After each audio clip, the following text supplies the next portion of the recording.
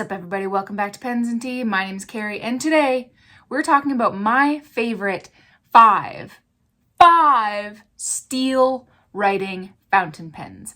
So the age of debate always goes, what's better, steel or gold? And in my opinion, they're both dope, and I like steel nibs. I love gold nibs too, don't get me wrong. In fact, most of my collection is gold nibs, but I do have plenty of steel in the collection that I adore. So these are my top five. Now, they are not all-encompassing. There are millions of fountain pens. These are my top five out of the pens that I personally own. So they're not like, the end-all be-all, but they're my favorite. And that's why you're watching this, right? So yeah, let's get on with this. So I guess, no, it's not even in any particular order. It's just top five. So the first one I'm going to talk about is a Leonardo Officina Italiana Momento Zero Grande in the copper finish. This one is a fine steel nib. And the reason why I like this one, you know what? By the way, all of the pens I'm going to mention, I do have full and complete reviews of. If you want to check those out, check out my channel. These aren't going to be detailed reviews of everything. They're just going to be kind of like a quick what up about it. So this has a fine steel nib with a black ebonite feed. I adore the slim profile, the way that it looks. It reminds me of my Omos fountain pen. And I very much like it. When I bought this pen, I bought it secondhand off of Instagram from somebody who lives in Australia. And when it arrived, the nib was less than stellar. So it was bent up off of the feed, and the tines were misaligned. So I sent it to the Toronto Pen Company, and Salman over there tuned it for me. I asked him to make it really, really smooth and nice and wet. And he did. It writes phenomenally well. And I absolutely adore it. When I ink this pen up, I do keep it inked for quite some time because the captive converter cannot be removed. Therefore, you have to clean it like a piston pen that you can't take apart, which means that it's a little more time consuming to clean. Not my favorite to clean because you can't take anything apart, but it writes so well that I don't think I will ever really give this one up. And I adore the finish of the pen, so that makes it even better. So that is one of them. The next one I will talk about is, all of my Kilecos pretty much, but this one in particular. This one is the frosted lime finish. It is part of their Skyline collection, so it is all silver trim. It is the Kileco Sport. It is an extra fine nib, which, I don't typically go for extra fine, but I pretty much have every nib size now with Kileco. And I like it quite a bit. This is the only pen I have ever eyedropper converted the entire barrel to. I filled it with Lamy tourmaline, I believe. When I first got it, I filled it all the way up to this point here because the internal threads are here. So I filled it all the way up here, and I used all of it. So to go through this much ink in an extra fine nib is saying something, because it took a while, but I love it so much. It's so smooth and it is so wet.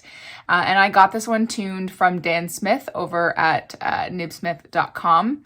And he did a phenomenal job tuning this one. Again, I asked for it to be very, very wet and very smooth, and it is. And it writes beautifully. I've had him tune other nibs, but this one, for whatever reason, is just better than the other ones. And I very much like it. And I do like the color. I'm not usually like a green kind of person, but I love it. I love it very, very much. So out of the pens here, these two guys, were tuned by someone else. The other 3 were not. So let's move on to the Pilot. So I pronounce this Kakuno, but I've heard other people call it the Kakuno. So sure. But this pen is phenomenal.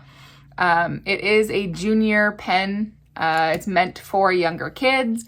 It certainly does not have any points going for it for the way that it looks. In fact, I don't particularly love the way that it looks. I don't even like the fact that there's holes on both ends. I know that it's meant so that if a child swallows it, you know, there's some air breather holes and stuff like that. But like, I mean, if you're old enough to start learning how to write, then you're old enough to know don't swallow a flippin' pen part, but that's neither here nor there. I have put the Pilot Con 70 in it. It did not come with a converter, but I chose to. I think the little winky thing on the nib is adorable. This is a medium nib. Same nib, other than the fact that there's a design on it. Same nib as that you would get in the Pilot Metropolitan, but just a lighter package. I don't own any Metropolitans anymore, but I do obviously own this. And it's very, very smooth. It is very wet. And it just happened to be an amazing writer right out of the box. So while I don't adore the way that it looks, it writes like a dreamboat. And it's super cheap. So is the Kileco. The Kileco is like $25. Obviously, the Leonardo is more expensive, but those two are not. And speaking of not expensive, the next one in my top 5 is the Platinum Profante. I thought long and hard about whether I put the Profante or the Preppy in, because essentially it's the same thing. But I've put the Preppy in so many videos, and you guys continue to tell me to check out the Profante. And so I finally did. So I decided to put this one in here. In fact, I just cleaned this pen not long ago, so you can even see the condensation that's on the inside there. I had Noodler's Blue Black in there. It writes really well. It's a medium nib. It's a broad medium nib. It's a chunky monkey. So you definitely get a thick line.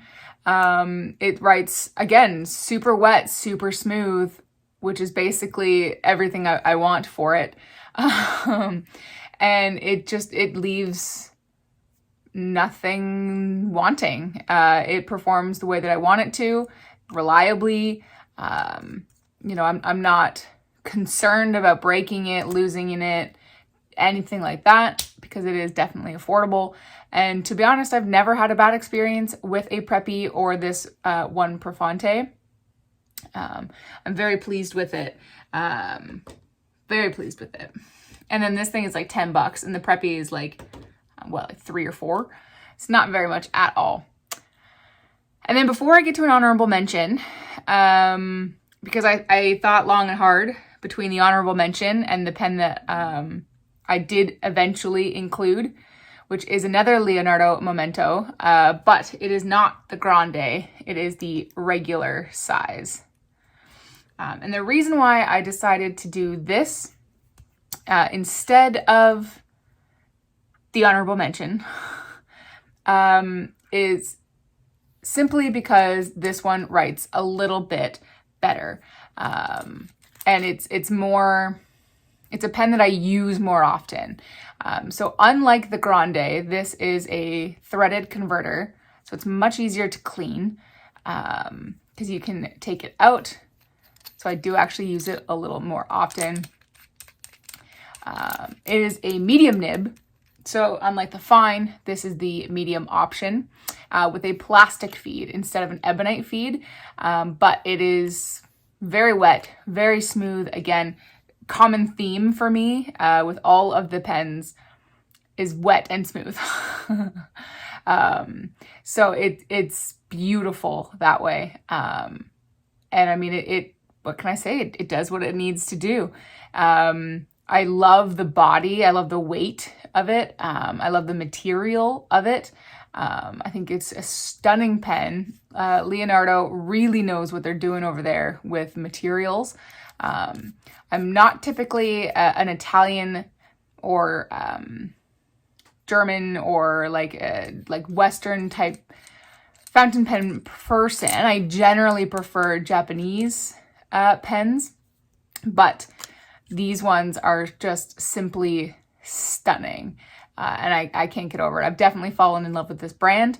And I have a feeling I will acquire a few more before I am satisfied. Because this one is inked up fairly often. So this one as well. So that's the 5 main ones that I chose. I struggled, like I said, between the Momento Zero, not the Grande, the Momento Zero, and this fountain pen I'm about to show you. Because this fountain pen is great. It's everything you need in a single package. The only reason why it's an honorable mention and not actually in my top 5 is because I don't use it as often. And that is the Pilot Varsity. Again, very inexpensive pen. I mean, everything is busted plastic, pretty much. Not busted, but like it's super cheap. And it feels super cheap as far as the cap goes. The body itself is totally fine. But what's cool about this is that it's pre-filled with ink.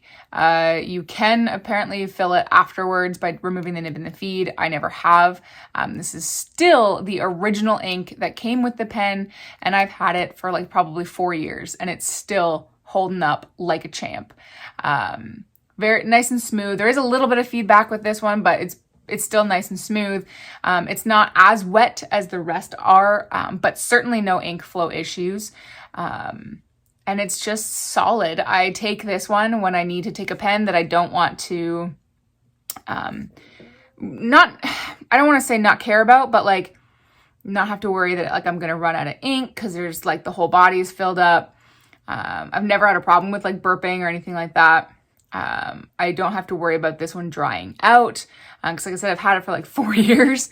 And it's just, there's a lot less considerations with something like this than there is, if I were to take like this with me. I can chuck this in a bag and be totally fine with it. And yeah, so I don't use it that much at home. I primarily just use it for travel. And I mean, it's 2021 now, but it's turning out to be worse than 2020 with the pandemic that I'm in right now. So I haven't used it very often, which is why it is the honorable mention today. So that's my top 5 with the bonus 6. What do you guys think? What are your top 5s? The only caveat here is that it has to be a pen that you own currently. That's the only catch, is you have to own it right now. That's the catch that I gave myself. That's the catch I'm going to give you guys. So what are your top 5 writing fountain pens with a steel nib? Because steel is dope and don't discount it. But that is the list. That's my opinions. Quick and dirty. Like I said, there's reviews of all of them, full reviews of all of them, detailed reviews of all of them on my channel. So feel free to check them out if you're a little interested in more of them. And hit that like button if you like this video. Hit the subscribe if you want to see more like it every Monday and Friday, and the occasional Q&A on Tuesday. About 70% of you guys who are watching this video are not subscribed, so please do. And as always, I very much appreciate you guys watching this, and I'll see you next time. Bye.